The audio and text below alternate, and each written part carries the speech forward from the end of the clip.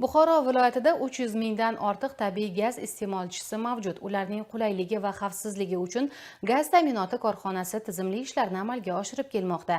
Aholiga sifatli xizmat ko'rsatish maqsadida tizim xodimlarining faoliyatini yanada samarali qilishga alohida e'tibor qaratilmoqda.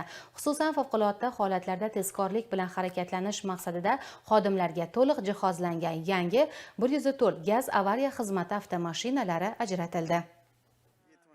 Aholiga sifatli xizmat ko'rsatish maqsadida tizim xodimlarining faoliyatiga ham e'tibor qaratilmoqda. Amaliy ishlar davomida soha vakillarining faolligini oshirish, mas'uliyat bilan o'z ishiga yondashish uchun korxonaning moddiy texnik bazasi yangilanmoqda. Ayniqsa favqulodda holatlarda tezkorlik bilan avariya jarayonlarini bartaraf etishda xizmat xodimlari uchun to'liq jihozlangan yangi 104 gaz avariya xizmat avtomashinalari ajratildi.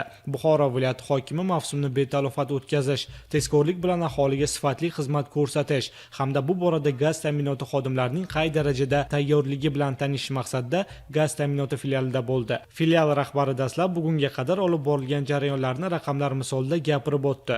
U o'z taqdimoti davomida gaz quvurlarining rekonstruksiya qilinganligi, avariya holatlarini zudlik bilan bartaraf etilayotganligi hamda moddiy texnika bazasiga alohida e'tibor qaratib kelinayotganligini qayd etdi. Shuningdek, avariya dispetcherlik xizmati xodimlarining faoliyatiga to'xtalib o'tar ekan, ular uchun alohida sharoit yaratilganini ham ta'kidladi. Ajratilgan 17 ta maxsus gaz avariya xizmati avtomashinalarining to'liq jihozlanganligi, har birining vazifasi hamda ular orqali amaliy ishlarni tezkorlik bilan bajarish mumkinligi ko'rsatib o'tildi.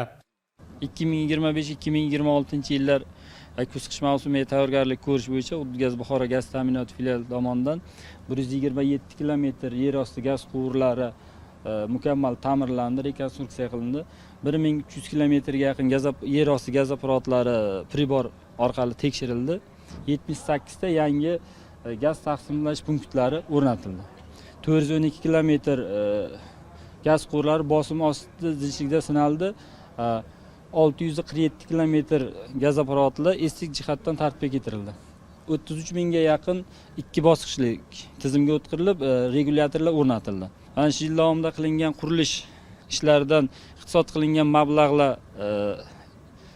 evaziga filial tasarrufda bo'lgan 12 ta gaz ta'minot bo'limlarining 13 ta dispetcherlik xizmatiga 17 ta labo mashinalar xarid qilinib, ular qayta jihozlanib, to'liq mana shu avariya dispetcherlik xizmatlari uchun xizmat qilishga to'liq jihozlandi va bugungi kunda bular mana ish faoliyatiga qo'yib yuborildi.